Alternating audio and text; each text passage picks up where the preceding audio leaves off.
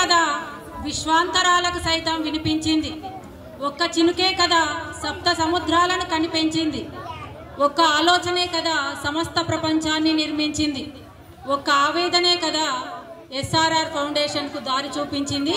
మరి ఆ sir Venkatareddy sir, Srinivasareddy sir ఏ ఆలోచనతోటి ఇంతకుముందే చెప్పారు, ధనిక పేద అనేటటువంటి భేదం లేకుండా అందరు విద్యార్థులు సమానంగా ఉండాలి అనేటటువంటి ఉద్దేశంతో ఈ దుస్తుల పంపిణీ చేయడం అనేది చాలా మంచి ప్రోగ్రాం సార్. ప్రార్థించే పెదవుల కన్నా సాయం చేసే చేతులు మిన్న. ఎంతో మంది ఏవో కావాలని చెప్తా ఉంటాం, కోరుకుంటా ఉంటాం, ఇది చేయాలి అంటాం, కానీ చేసేటటువంటి చేతులే గొప్పవి. దేవతలకు సైతం దానం చేసేటటువంటి గుణం కేవలం మానవులకు మాత్రమే ఉంది. దేవతలకు సైతం దానం చేసేటటువంటి గుణం మానవులకే ఉంది.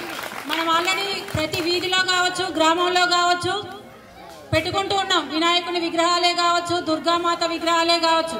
మరి అవి డెవలప్మెంట్ చేసుకోవడానికి, అవి నిర్వహించుకోవడం కోసం, గుళ్ళని కట్టుకోవడం కోసం మనం దానం చేస్తూ ఉన్నాం. ఎవరికి దానం చేస్తున్నాం? అక్కడ దేవతలకే. మనుషులు ఎవరికి దానం చేస్తున్నారు?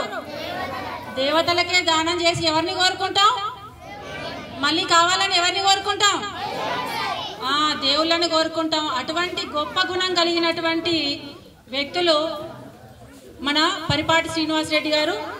ఈ ఆధునిక కాలంలో అలాంటి వ్యక్తే ఇతను కూడా. చేతికి ఎముకే లేదన్నట్టుగా చేసే దానాలెన్నో, చేద తీరుతున్న ప్రాణాలెన్నో, ఆలయం కన్నా అక్షరాలయమే మిన్న అన్న వారి సంకల్పం చదువులమ్మకే నీడై సర్వం వారై పుట్టిన ఊరికే కాదు, ఎస్ఆర్ఆర్ ఫౌండేషన్ పేరుతో ప్రతి ఊరవరా వారిదే పేరుగా నిలిచింది అన్నట్లుగా కోరిన వారికి, ఆపదలో ఉన్న వారికి సాయం చేస్తూ గొప్ప మనసున్న వారిగా ఇప్పటికే చరిత్ర పుటాల్లో నిలిచిపోయారు. Thank you sir. మీ గురించి మేము ఆల్రెడీ ఎస్ఆర్ఆర్ ఫౌండేషన్ అని కొట్టగానే గూగుల్లో కూడా కొంత సమాచారం మీ గురించి తెలిసింది. ఇప్పుడు అవన్నీ కూడా మాట్లాడటానికి సమయం కూడా చాలా తక్కువ ఉంది సార్. ఇంతటితోటి వాళ్ళు ఇచ్చినందుకు ప్రత్యేకంగా పేరు పేరున మా విద్యార్థుల పక్షాన, తల్లిదండ్రుల పక్షాన, గ్రామస్తుల పక్షాన ధన్యవాదాలు తెలియజేస్తూ ఈ కార్యక్రమం ఇంతటితో ముగిసిందని తెలియజేస్తున్నాం. Thank you sir. Thank you.